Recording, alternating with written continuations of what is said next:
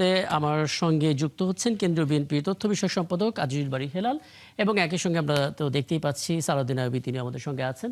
দুজনকে স্বাগত জানাচ্ছি, অনেক ধন্যবাদ জানাচ্ছি আমাকে সময়টা দেওয়ার জন্য। আমরা এফাকে দেখতে পাচ্ছি হাসান আল মামুন, গণ অধিকার পরিষদের সাধারণ সম্পাদক, তিনিও যুক্ত হয়েছেন। সবাইকে আমন্ত্রণ। আমি একটু আজিজুল বারী হেলাল, আপনার একটা মতামত নিতে চাই। আমরা আজকে ইনফ্যাক্ট যে দিনটা আমরা পার করে এলাম, আমরা রাতের বেলা দেখলাম প্রধানমন্ত্রী তারেক রহমান বৈঠক করেছেন 34টি রাজনৈতিক দলের 196 জন প্রতিনিধির সঙ্গে। সেই সমস্ত রাজনৈতিক দল যারা এক যুগেরও বেশি সময় ধরে আসলে রাজপথে ছিল, বিএনপির যুগপৎ আন্দোলনে শরিক ছিল, আজকে তাদের সঙ্গে একটা সৌহার্দ্য বিনিময় হয়েছে। এবং এই জায়গা থেকে যে কটা বিষয় উঠে এসেছে তার ভিতরে একটি ছিল 31 দফা এবং জুলাই সনদ অক্ষরে অক্ষরে বাস্তবায়ন করা হবে এবং একই সঙ্গে একসাথে যে কোনো মূল্যেই পথটা চলতে হবে যদি আমরা গণতান্ত্রিক রাষ্ট্র বিনির্মাণ করতে চাই। এই জায়গাটাতে আপনি কোনো শঙ্কা দেখেন কিনা? কারণ যেই জুলাই সনদের কথা বিএনপি বলছে অক্ষরে অক্ষরে পালন করা হবে, সেটাই কিন্তু আসলে বিরোধী পক্ষ আস্থা পাচ্ছে না এবং এখনো মাঠের রাজনীতি গরম শুধু জুলাই সনদ ইস্যুকে কেন্দ্র করে। আপনি যদি কোনো বক্তব্য দেন এক্ষেত্রে। জি, আমার বক্তব্য হলো যে জুলাই সনদ হলো আমাদের জুলাই বিপ্লব বা 17 বছরের যে কনক্লুশন জুলাই বিপ্লব, এই 17 বছরের বিপ্লবের একটা প্রোটোপ্লাজম হলো জুলাই সনদ। এটা বাস্তবায়ন করবার জন্য সমস্ত জাতি গণভোটে অংশ নিয়েছে এবং 71% লোক এই জুলাই সনদকে বাস্তবায়নের কথা বলেছেন এবং সংসদেও আমরা সবাই এই জুলাই সনদের ব্যাপারে অঙ্গীকারাবদ্ধ। এখন জুলাই সনদ কিভাবে বাস্তবায়ন করতে হবে তার প্রকৃত আমরা আপনার কিছু আর্টিকেল সাব আর্টিকেলের পরিবর্তনের মাধ্যমে করতে পারি এবং 47-এর পর থেকে 85টি দফা আমরা সেটা প্রেসিডেন্টের আইন, নির্বাহী ক্ষমতা, বিভিন্ন আইন প্রয়োগ করে করতে পারি। এখন এইটা যেখানে সমান সংখ্যক সদস্য উভয় দল থেকে থাকবে, সংখ্যা অনুপাতে যে যতই সিট পেয়েছে কিন্তু সমান সংখ্যক থাকবে, 6টা।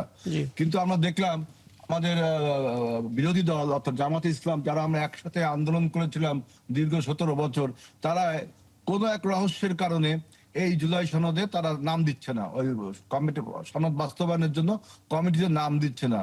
তাদের বক্তব্য আমি দেখলাম যে গণভোটের যে 4টা পয়েন্ট, এই 4টা পয়েন্ট বাস্তবায়ন, গণভোটের সবকটা পয়েন্টই কিন্তু এই জুলাই সনদের 85টি দফার মধ্যে রয়েছে। এখানে তারা তাদের সাথে একটাই ফারাক হচ্ছে যে তারা বলছে সংবিধান সংস্কার পরিষদে শপথ নিতে হবে, কিন্তু এটা তারা ভুলে যাচ্ছে সংবিধান সংস্কার পরিষদের শপথ নিলে আমরা যে এমপি হিসাবে শপথ দিয়েছি আমাদের এই শপথটা বাতিল হয় কিনা, আর সংবিধান সংস্কার পরিষদ মানে কি গণপরিষদ কিনা, তাহলে কি নতুন সংবিধান তৈরি করতে হবে কিনা। এই জন্য আমরা বলছি যদি সংবিধান সংশোধন কে আপনারা সংস্কার মনে করেন তাহলে অবশ্যই সেই সংস্কার পরিষদ গঠন করা যেতে পারে। এখন জামাত ইসলামে আমাদের বিরোধী দল এটা চিন্তা করছে যে এই জুলাই সনদ যদি বাস্তবায়ন আমরা সংসদে করি সবাই মিলে, রাজনৈতিক ছিল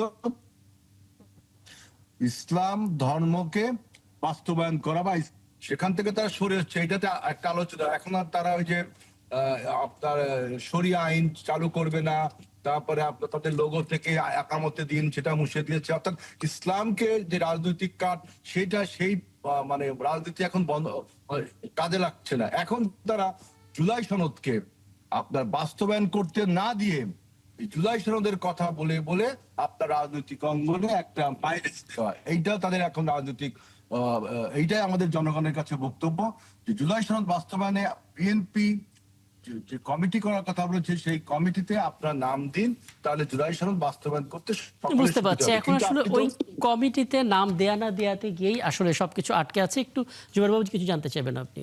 আমি জাস্ট একটা পয়েন্ট জানতে চাচ্ছি, সেটা হচ্ছে যে মানে এই যে জুলাই সনদ নিয়ে যেটা বারবার বলা হচ্ছে যে বিএনপি জুলাই সনদ মানতে চাচ্ছে না বা বিএনপি চায় না, তাহলে এটা কি আপনি কি মনে করেন এটা কি ওনাদের রাজনৈতিক কৌশল, না এটা আসলে যেহেতু আপনি বলেছেন যে এখন পর্যন্ত তারা তাদের সদস্য দিচ্ছে না, মানে যে 6 সদস্য দেওয়ার কথা ছিল, 4টি পয়েন্টের বেইজে তারা আসলে জুলাই সনদটা চায়, তাহলে এই যে ওনাদের বারবার একটি কথা ওনারা কিন্তু যেটা হচ্ছে বিভিন্ন জনসমাবেশে বিভিন্ন জায়গায় কিন্তু একটি কথা বলেন যে বিএনপি চায় না, তাহলে ওনাদের এই কথাটার সাথে এটা সাংঘর্ষিক কিনা, নাকি এটা শুধুমাত্র একটা জাস্ট রাজনৈতিক কথা?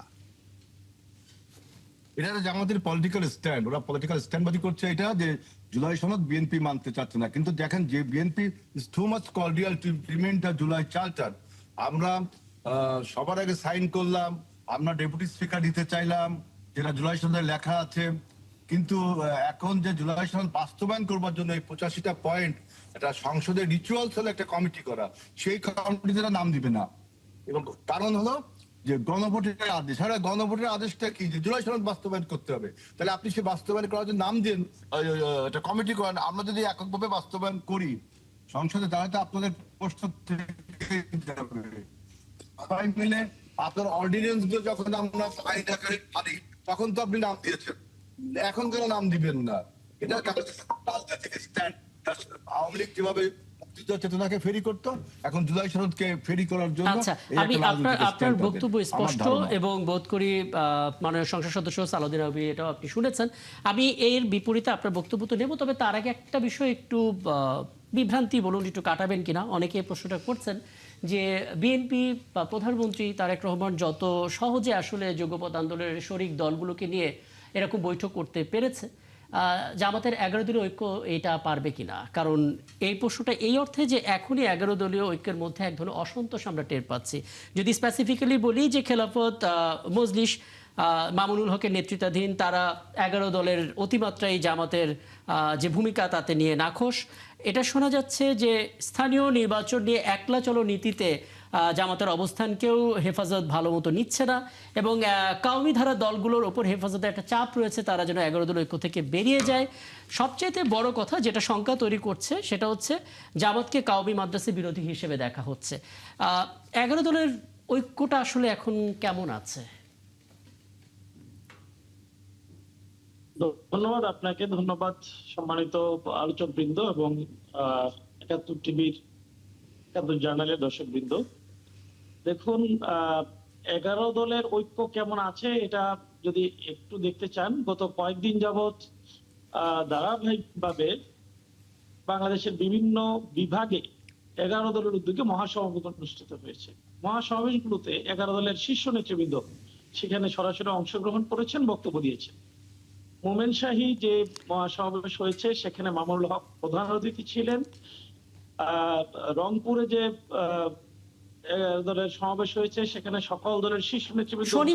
শনিবারে যে বরিশালে সমাবেশটা হলো, বিভাগীয় সমাবেশে, সেখানে খেলাফত আন্দোলন ছিল, সবাই ছিল, সবাই, each and every part of 11 দল, 11 দলের সকল পার্টে প্রতিনিধিরা সেখানে ছিল, একজনও মানে কোথাও অনুপস্থিত ছিল না। এই বিভ্রান্তিগুলো সবসময় ছড়ানোর চেষ্টা করা হয় বিভাজন তৈরির জন্য, এই বিভ্রান্তিগুলো কখনো আসলে কার্যকর হয় না। হ্যাঁ, একটা প্রসঙ্গ আপনি যেটা বলেছেন যে হেফাজতের নেতৃত্বে 7 দলকে একসাথে করার চেষ্টা করা হচ্ছে, এইটা তারা ওইখানেই বলেছে যে এটা কোনো রাজনৈতিক জোট নয়, এটা কওমি ধারার যে রাজনৈতিক দলগুলো আছে তারা যাতে ঐক্যবদ্ধভাবে সবসময় সিদ্ধান্ত নেয় সে ব্যাপারে হেফাজতের যিনি আমির তিনি তার অভিপ্রায় ব্যক্ত করেছেন। এবং সেখানে প্রথম আলো মামুনুল হক সাহেবকে সরাসরি প্রশ্ন করেছিলেন, তারা আপনারা আলাদা রাজনৈতিক জোট করতে যাচ্ছেন কিনা, জামাতকে বাদ দিতে চাচ্ছেন কিনা, স্পষ্ট বলেছেন যে এরকম কোন সিদ্ধান্ত, চিন্তা, আলোচনা কোনোটাই হয়নি। সুতরাং এটা নিয়ে এরকম নতুন গুঞ্জন ছড়ানোর কোনো বিষয় আসলে যৌক্তিক আছে বলে আমি মনে করছি। আরেকটা মানে প্রায় সব গণমাধ্যমেই এটা নিয়ে বিশেষ প্রতিবেদন তৈরি করেছে, সাংবাদিকরা তাদের সোর্স ব্যবহার করেছে, 11 দলীয় জোটের মধ্যে থেকে নেতারা সেখানে বক্তব্য দিয়েছে, সেই বক্তব্য নিয়ে প্রতিবেদন হয়েছে।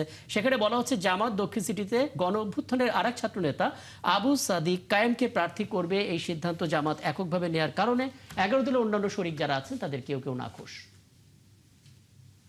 হতেই পারে, এটাতে নাখোশ হলে 11 দলের জোটের মধ্যে অসন্তুষ্ট রয়েছে এটা বলার কোনো সুযোগ নাই। কোন ব্যক্তি তার নাখোশের বহিঃপ্রকাশ মিডিয়াতে প্রকাশ করতে পারে, এটাতে 11 দলের অসন্তোষের কোনো বিষয় না। 11 দলের শরিকদের মধ্যে 11 জন প্রার্থী এই সিটি কর্পোরেশনে প্রার্থী হতে পারে, যখন চূড়ান্ত হবে তখন বোঝা যাবে যে আসলে কি অবস্থায় আছে। বুঝতে এর আগে পারছি। তো আমার এটা সঙ্গে বললাম। এই মুহূর্তে সদস্য সচিব টেলিভিশন এডিটর্স কাউন্সিলের জুবাইর বাবু আছেন, তিনি হয়তো আপনার কাছে কিছু জি, জানতে আমি চাইতে পারেন। আমি জি। জাস্ট একটা জিনিস জানতে চাই, সেটা হচ্ছে যে 11 দলীয় জোটটা তো আপনারা আসলে বেসিক্যালি নির্বাচনী একটা জোট হিসেবে আপনারা আত্মপ্রকাশ করেছিলেন। এখন এই জোটটাকে নির্বাচনী জোট ছাড়াও আপনারা কি রাজনৈতিক জোট করবেন কিনা, এটি একটি প্রশ্ন। কারণ এখানে আপনাদের ভিতরে কিন্তু আকীদায় কিন্তু একটা বড় ধরনের পার্থক্য রয়েছে, আছে। হেফাজতের সাথে, আপনাদের সাথে, এবং সমমনা যে ইসলামিক দলগুলো আছে প্রত্যেকের সাথে কিন্তু, ইভেন চরমুনাই, এবং আমরা চরমুনাইকে কিন্তু একসময় আপনাদেরকে নানান ধরনের কথা বলতে আমরা শুনেছি। তাহলে এখন এই মানে এইরকম এত আকীদা প্রবলেম থাকা সত্ত্বেও আপনারা আসলে রাজনৈতিক জোট আপনারা করবেন কিনা? আকীদা সম্পর্কে আলোচনা করার উপযুক্ত ব্যক্তি আমি মনে করছি না এখানে যারা আছে তারা।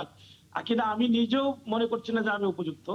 আর আকীদার জায়গা থেকে যে দলগুলো মুসলিম হিসেবে ব্যক্তি পরিচয় দান করে, কার মধ্যে না, এখানে কোনো কিন্তু ধরনের এই বৈপরীত্য আকীদার নাই। কথাটা কিন্তু তারাই আকীদার বলেছেন, বিষয়টা কোনোভাবে মানে বৈপরীত্য যারা এই তৈরি কথাগুলো করে না। বলেছেন, আমি সরি একটু আপনাকে একটু করে দিই, এই আকীদা শব্দটা কিন্তু তারাই বলেছেন যে তাদের সাথে আকীদায় সমস্যা রয়েছে আপনার জামাতে ইসলামের।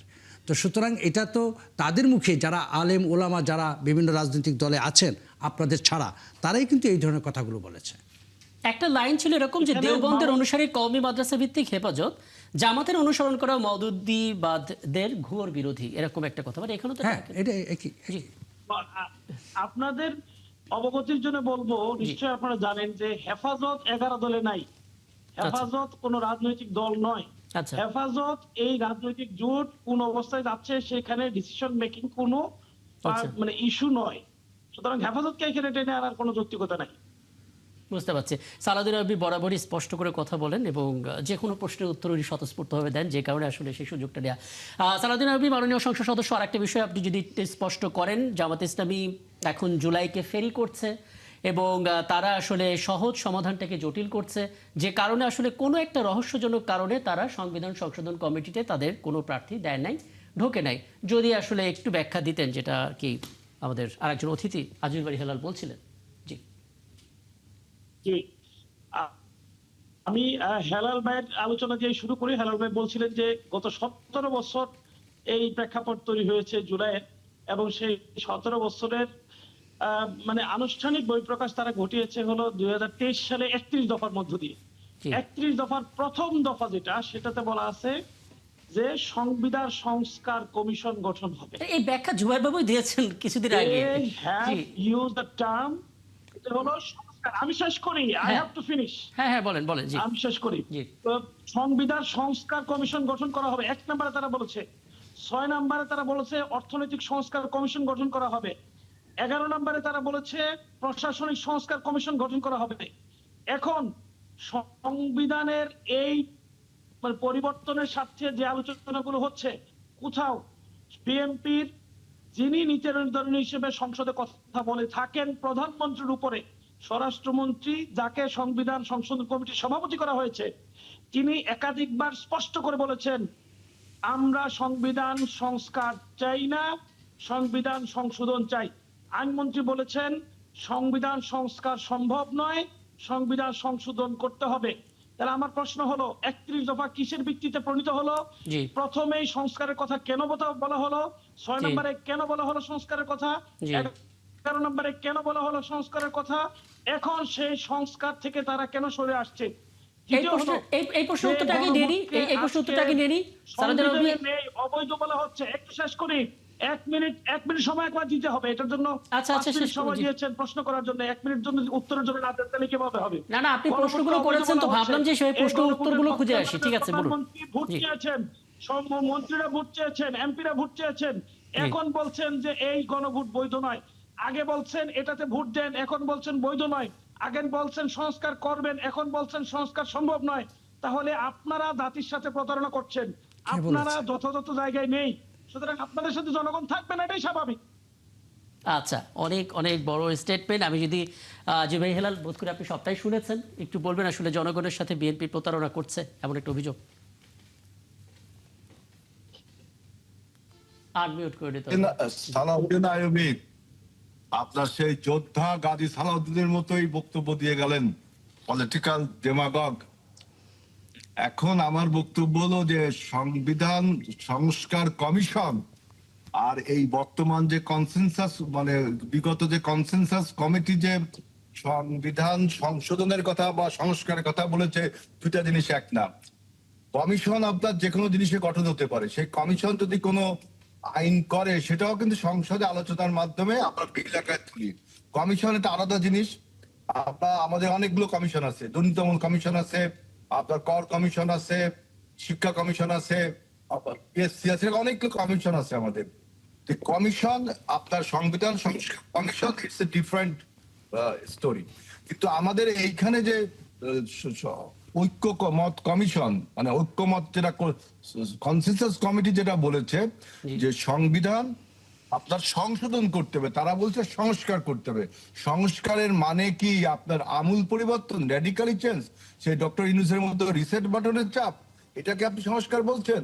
নাকি সংবিধানের বিভিন্ন ধারা উপধারাকে সংশোধন করলে সেটা একটা সংস্কার?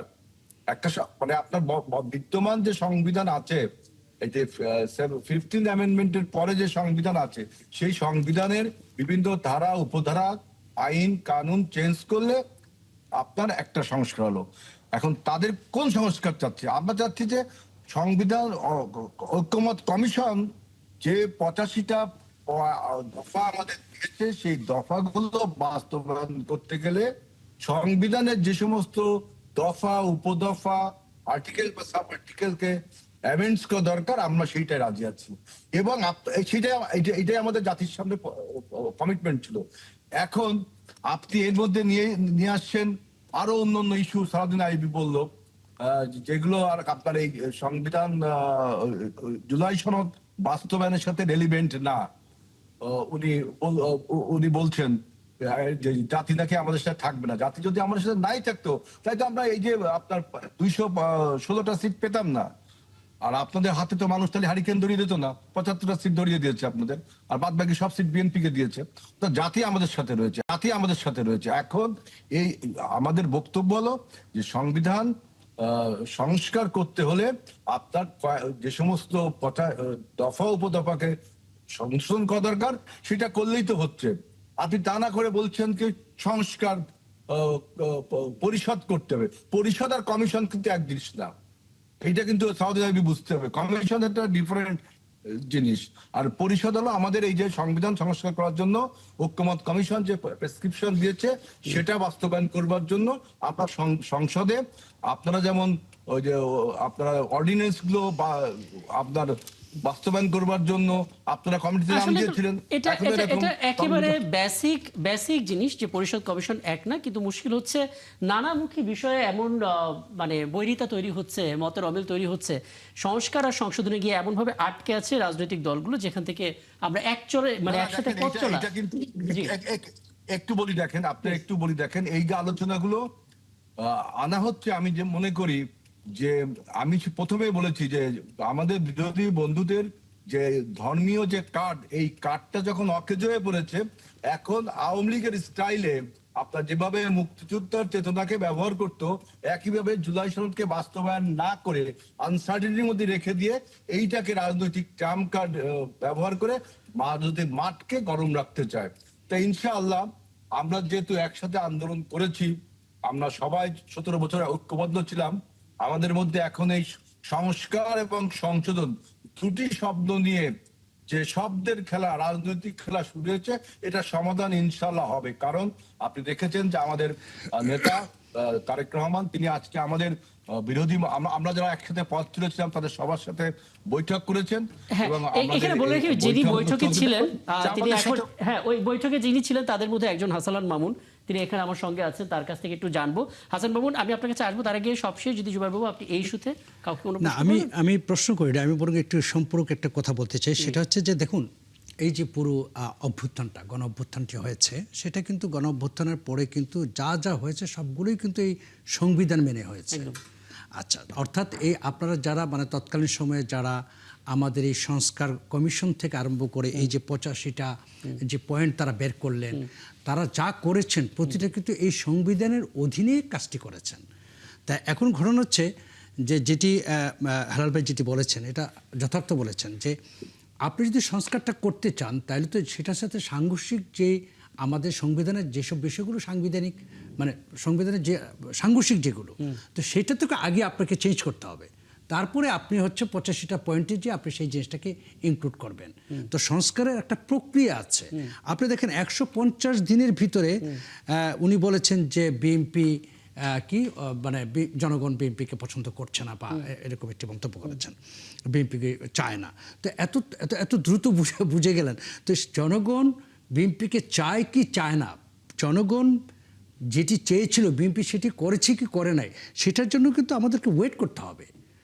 আমরা যদি তাদেরকে সময় না দিই এবং একটি নির্দিষ্ট সময়, আপনি জানেন 5 বছরের জন্য আসছে, মানে 4 না মাস অফকোর্স 5 বছরের জন্য সময় আসছে, 5 বছর আমরা দেখবো, 5 বছরের পরে তারপর আমরা জনগণ সিদ্ধান্ত নেব যে ইয়েস বিএনপি এই কাজগুলো করার কথা তারা করে নাই, সুতরাং তাদেরকে আমরা ভোট দেবো। একদম। আমি একটু হাসান আল মামুন আপনার কাছে আসি এবং আজকে ইনফ্যাক্ট যে দিনটা আমরা ফিরে এলাম, যেহেতু রাত 12টা পার হয়ে গেছে, বৈঠকে আসলে কি ঘটেছিল, কি ধরনের প্রতিশ্রুতি দেওয়া হয়েছিল শরিক দলগুলোকে, এবং আমরা দেখলাম যে সৌহার্দ্যপূর্ণ বিভিন্ন কথাবার্তা হচ্ছে। তার মাঝখানে একটা শিরোনামে গণমাধ্যমে দেখলাম যে 5 আগস্টের পর ফ্যাসিবাদ বিলুপ্ত হয়েছে বটে, কিন্তু গুপ্ত বাহিনী বেরিয়ে এসছে। গুপ্ত বাহিনী নিয়ে প্রধানমন্ত্রীর বক্তব্যটা আসলে কি ছিল একটু বলবেন আসলে? জি, ধন্যবাদ আপনাকে। 2022 সালে আসলে যুগপৎ আন্দোলনের অংশ হিসেবে আমরা প্রায় 34টি রাজনৈতিক দল, বিএনপি যে 31 দফা ছিল, আমাদের গণ অধিকার পরিষদের 21 দফা ছিল, এইগুলো সম্মিলিত ভাবে আমরা ঐক্যমতে পৌঁছেছিলাম যে এই 31 দফার আলোকেই বিএনপির সাথে আমরা যুগপৎ আন্দোলনে আছি। এবং বিএনপির একটি কমিটমেন্ট ছিল যে আমরা যদি ক্ষমতায় আসি, জনগণ যদি আমাদেরকে ভোট দিয়ে নির্বাচিত করে, তাহলে জাতীয় সরকারের রূপরেখা হবে এবং সেই রূপরেখায় এই অংশীজন যারা আছে, অর্থাৎ আমরা যুগপৎ আন্দোলনের অংশীজন যারা ছিলাম তাদেরকে সেখানে মূল্যায়ন করা হবে। এই বিষয়গুলো নিয়ে আলোচনা হয়েছে। পাশাপাশি সেখানে প্রধানমন্ত্রী বলেছেন যে আসলে সবেমাত্র 5 মাস হয়েছে আমরা একটি সরকার এই মুহূর্তে অবস্থান করছি। পাশাপাশি এখন পর্যন্ত প্রশাসনিক যে সেটআপ, এটি কিন্তু এখন পর্যন্ত পুরোপুরিভাবে সম্পূর্ণ হয় নাই। সেই ক্ষেত্রে মাননীয় প্রধানমন্ত্রী গুপ্ত যে শব্দটি সেটি উনি বলেছেন যে সেখানে প্রশাসনের বিভিন্ন জায়গায় আওয়ামী লীগের কিছু গুপ্ত এবং যারা বর্তমানে গুপ্ত হিসেবে পরিচিত সারা বাংলাদেশের মানুষের কাছে, তারা প্রশাসনের বিভিন্ন জায়গায় গুপ্ত হিসেবে আছে, যে কারণে রাষ্ট্রীয় যে অবকাঠামো আছে, রাষ্ট্রের যে গতিশীলতা আছে, রাষ্ট্রের যে কাজ আছে, প্রশাসনিক যে কাজগুলো আছে, এই কাজগুলো ভালোভাবে আসলে স্টার্টিং হচ্ছে। আচ্ছা, এখানে একটু স্পষ্ট করলেন বর্তমানে রাজনীতিতে যারা গুপ্ত হিসেবে আছে, কারা গুপ্ত হিসেবে আছে? কারণ গুপ্ত শব্দটা বলা হচ্ছে সব রাজনৈতিক দলের মধ্যেই গুপ্ত কেউ না কেউ লুকিয়ে থাকছে। তো আমরা আসলে গুপ্ত হিসেবে কাদেরকে মিন করব? এই কথাটি মাননীয় প্রধানমন্ত্রী এই উদ্দেশ্যে উনি বলেছিলেন যে কিছুদিন আগে মাননীয় প্রধানমন্ত্রীর সাথে একজন তৎকালীন উপদেষ্টার সাথে সাক্ষাৎ হয়েছিল। তখন সেই উপদেষ্টা মাননীয় প্রধানমন্ত্রীকে বলেছিলেন যে এই বিগত অন্তর্বর্তীকালীন সরকারে, এই সরকারে 60 থেকে 70% জামাতে ইসলামের গুপ্ত লোকজন হচ্ছে প্রশাসনের বিভিন্ন জায়গায় সেটআপ দেওয়া হয়েছিল। সেই কথার প্রেক্ষিতে মাননীয় প্রধানমন্ত্রী বলেছেন যে বর্তমানে যে অন্তর্বর্তীকালীন সরকার ছিল সেই সরকারের 60% জামাতে ইসলামের লোকজন। এটা কাদের পরিসংখ্যান? 60%? এই শতাংশ কিভাবে? এটা একজন উপদেষ্টার পরিসংখ্যান। এটা একজন উপদেষ্টার পরিসংখ্যান যিনি অন্তর্বর্তীকালীন সরকারের একজন হেভিওয়েট উপদেষ্টা ছিলেন। তার নাম বলেন নাই মাননীয় প্রধানমন্ত্রী, কিন্তু স্পেসিফিক ভাবে উনি বলেছেন যে প্রশাসনের বিভিন্ন জায়গায় জামাতে ইসলামের এই 60% হচ্ছে গুপ্ত হিসেবে ছিল এবং এরা বর্তমানে হচ্ছে প্রশাসনে এখন পর্যন্ত রয়ে গেছে, যার কারণে প্রশাসনিক যে সিস্টেম, প্রশাসনিক যে কাজগুলো আছে সেগুলো এখন পর্যন্ত বিএনপি সরকার সেটআপ দিতে পারে নাই। যার কারণে সর্বপ্রথম প্রায়োরিটি হচ্ছে দেশের মানুষ, তারপর হচ্ছে প্রশাসনিক কাঠামো তৈরি করা, তারপর যুগপৎ আন্দোলনের অংশীদার আমরা যারা আছি আমাদেরকে নিয়ে বসে উনি যে যাদেরকে যে জায়গায় মূল্যায়ন করা যায়, উনি আমি একটা কথা বলি, সেটি হচ্ছে মাননীয় প্রধানমন্ত্রীর যে আন্তরিকতা। আমরা আমি এই কোটা আন্দোলনের আহ্বায়ক ছিলাম 18 সালে, আমার নেতৃত্বে আন্দোলন হয়েছে 18 সালে। সুতরাং আমার এক্সপেকটেশনের জায়গা আছে বা আরো অনেকেরই আছে, কিন্তু আমি সবচেয়ে বেশি ইমপ্রেসড যে সেটা হচ্ছে আমাদের মাননীয় প্রধানমন্ত্রী। মাননীয় প্রধানমন্ত্রী কখনো এই কথাটি বলেন না যে আসলে আমি আপনাদেরকে মূল্যায়ন করতে চাই না বা আপনাদেরকে এই জায়গায় বসাইতে চাই না। উনি একটি কথা বলেছেন যে আপনাদের সাথে বসে আপনাদের পরামর্শ নিয়ে আমরা কে কোথায় কাকে কিভাবে বসিয়ে রাষ্ট্রের জন্য কাজ করা যায়, দেশের মানুষের জন্য কাজ করা যায়, আমরা সেটি আগামী দিনে করব এবং আমাদের যুগপৎ আন্দোলনের যে সম্পর্ক আমাদের ছিল দীর্ঘদিনের, আমরা সেটি দীর্ঘদিন পর্যন্ত কন্টিনিউ করব। এখানে যুগপৎ আন্দোলনের যারা সঙ্গী ছিলেন তাদের সাথে আমাদের সম্পর্ক খারাপ হওয়ার কোনো সুযোগ নেই। প্রধানমন্ত্রীর এই বক্তব্যের পরে কিন্তু আসলে আর কোনো বক্তব্য থাকে না। একদম স্পষ্ট করে বলেছেন। আমি নিশ্চয়ই পরবর্তীতে আবারও আসবো। সালাউদ্দিন আইয়ুবী, অনেক কিছু বিষয় জানতে চাওয়ার আছে, তার ভিতরে একটা বিষয় একটু স্পষ্ট করবেন। অনেকেই এটা বলতেন ইন্টার্ম গভর্নমেন্ট, অন্তর্বর্তীকালীন সরকারের মধ্যে জামাতে ইসলামের প্রভাবটা সবচাইতে বেশি ছিল, যে কারণে আসলে যেই নাম প্রকাশ না করে যে উপদেষ্টা কথা বলছিলেন সেই প্রশাসনে 60% জামাতের কিংবা জামাতের মতাদর্শে যারা আছেন তারা কোনো না কোনোভাবে জড়িত। আপনার মনে হয় কিনা যদি তারা জড়িত থাকে, তাদেরকে আসলে এখন পর্যন্ত আপনি মনে করেন কিনা তারা জড়িত আছে কিনা? গুপ্ত বলতে যা বোঝাচ্ছে সেই জায়গা থেকে জামাত ইসলামী কখনো কি দেখেছে তাদের মধ্যেই আসলে গুপ্ত আছে কিনা? কারণ যারা গুপ্ত তারা তো সব রাজনীতির মধ্যেই ঘাপটি বেড়ে থাকবে। জি, এই যে বলা হচ্ছে কোন এক উপদেষ্টা, এটা একটা গুপ্ত বক্তব্য, বুঝছেন? জি, এই যে আমি সালাউদ্দিন ভাইকে আমি সেই স্পেসিফিকভাবে এগুলো একটা গুপ্ত টান, এগুলা হলো মানে আমি সালাউদ্দিন আইয়ুবী ভাই স্বচ্ছ করে স্পষ্ট করে বলা না হয়। সালাউদ্দিন আইয়ুবী ভাই, হ্যাঁ, আই নো ইউ, আমি অনেক ভালো করে চিনি আপনাকে, so be please keep silent. আমি বলছি যে গুপ্ত আসলে ওই সময় কারা ছিল, কোন অবস্থায় ছিল, অন্তর্বর্তী সরকারে কারা ছিল, এটার জন্য দু একটা উদাহরণ দেই, you'll be clear. I think doctor Khalilur Rahman, বর্তমান পররাষ্ট্র মন্ত্রী, জি, তিনি অন্তর্বর্তী সরকারের উপদেষ্টা ছিলেন। তিনি অন্তর্বর্তী সরকারের উপদেষ্টা ছিলেন। জি, তিনি উপদেষ্টা থেকে সরাসরি গুপ্ত প্রোডাক্ট হিসেবে বিএনপির পররাষ্ট্রমন্ত্রী হয়েছে। বর্তমান আইনমন্ত্রী, অ্যাটর্নি জেনারেল ছিলেন, প্রধান আইন কর্মকর্তা ছিলেন, সেখান জি। থেকে গুপ্ত প্রতিনিধি হিসেবে সরাসরি বর্তমান সরকারের আইনমন্ত্রী হয়েছে। এরকম আপনাকে সুযোগ দিলে তালিকা ধরে একটা একটা করে রাত পার করে দিতে পারবো। তো ওই হিস্ট্রি চিন্তা করতে পারবেন না কতদূর। এই বক্তব্যগুলো একেবারেই আমি বলবো অবান্তর, এই চিন্তাগুলোই অবান্তর। যিনি যোগ্য, তিনি জামাত হতে পারে, তিনি বিএনপি হতে পারে, তিনি তার যোগ্যতার ভিত্তিতে সেই জায়গায় ছিলেন কিনা, দ্যাটস ইজ দ্য কোশ্চেন। আপনি যদি দলীয় বিবেচনা করে তাকে সেখান থেকে বঞ্চিত করেন, আমি মনে করি সবচেয়ে বড় অপরাধ আপনি করছেন। And nothing will remain unpunished. এই চিন্তা যতদিন পর্যন্ত বাংলাদেশে থাকবে, আমরা তো চাচ্ছিলাম সেই সংস্কার, যে কোনো একজন আমলাকে চিন্তা করার ক্ষেত্রে এই ধরনের দলীয় চিন্তা, ট্যাগিং শব্দগুলো আর ব্যবহৃত হবে না, তাদেরকে বিবেচনায় নেওয়া হবে না। এটা স্পষ্ট বার্তা দিচ্ছে প্রধানমন্ত্রী যে এখান থেকে যদি মনে করেন কেউ জামাতের মতাদর্শ হতে পারে, কিন্তু যোগ্যতা থাকলেও তিনি আর থাকছেন না, তিনি এই পদে থাকছেন না। এবং এই ঘটনা ঘটেছে শত শত আমলাকে। যারা আওয়ামী লীগের আমি শেষ করি প্লিজ। হ্যাঁ, হাসান মামুন আমি আসবো, আপনি একটু মাথায় রাখুন। হাসান মামুন আমি আসবো আপনার কাছে। হাসান মামুন আমি আপনার কাছে আসবো, আপনার কাছে আসবো প্লিজ, আমি আপনার কাছে আসবো। আমি একটু শুনে নিই, সালাউদ্দিন আইয়ুবী শেষ করে নিই। জি, মামুন ভাই ভুলে গেছেন, ওই টক শো নাই, একজন আরেকজনের উপর গায়ে পড়বেন, থামিয়ে দিবেন, টেবিল থাপড়ে দিবেন, ওই টক শো হয় না। সালাউদ্দিন ভাই, আপনার অনুমতি নিচ্ছি, আপনার অনুমতি নিচ্ছি। আমি অনুমতি নিয়ে 10 সেকেন্ড বলতে চাই, একটা ওয়ার্ড, আমাকে একটা ওয়ার্ড বলতে দেন। ভিতরে ঢুকে জিজ্ঞেস করেন যে আসবো কিনা। না না, আমি আপনাকে বললাম যে আমি 10 সেকেন্ড সময় নিচ্ছি। সেটা হচ্ছে যে বিএনপি সরকার গঠন করার পর এক নোটিশে বাংলাদেশের ইতিহাসে সচিবালয় থেকে 14 জন সচিবকে সরানো হলো। কেন? এই সচিবরা কারা ছিলেন? একই নোটিশে 14 জন সচিবকে সরানো হয়েছে। এই সচিবরা কারা ছিলেন? আমি শেষ করছি, সেটা হলো আসলে বাংলাদেশের এই সংস্কারটাই দরকার ছিল, যে সচিবকে থাকবে না থাকবে এটা প্রধানমন্ত্রী ঠিক করবে না। প্রধানমন্ত্রীর এই নিজেদের দলীয় মিটিং এ এটা নিয়ে কোনো আলোচনা হইতে পারবে না। এইটাই হবে বাংলাদেশের সংস্কারের প্রধান শর্ত। এখানে ঠিক হয় কোন সচিব কোথায় ট্রান্সফার হবে, কে পদোন্নতি হবে, কে বঞ্চিত হবে। বুঝতে পারছি। আমি সালাউদ্দিন আমি আপনাকে একটা প্রশ্ন করতে চাই। সালাউদ্দিন আমি একটু আমি একটা প্রশ্ন করতে চাই আপনাকে। আমি সালাউদ্দিন সাহেব আপনাকে একটা প্রশ্ন করতে চাই। জি, যখন গুপ্ত শব্দটি বলা হয়, হ্যাঁ, এটা কিন্তু গুপ্ত রাজবংশের কথা বলা হচ্ছে না। তো আমরা স্পেসিফিকলি বুঝতে পারি যে কিছু একটা দলের, অবভিয়াসলি আপনি যে দলটি করেন জামাত ইসলাম, বাংলাদেশের একমাত্র দল জামাত ইসলাম যেটা হচ্ছে গুপ্ত, সেখানে নাই, গুপ্তহীন একটা দল, এটা আমি মানি। এখন ব্যাপার হচ্ছে গুপ্তের কথাটা বললেই আপনারা সবসময় খুব রাগান্বিত হয়ে যান কেন, খুব ক্ষেপে যান, আমি দেখেছি প্রায় সবার সাথে গুপ্ত কথা।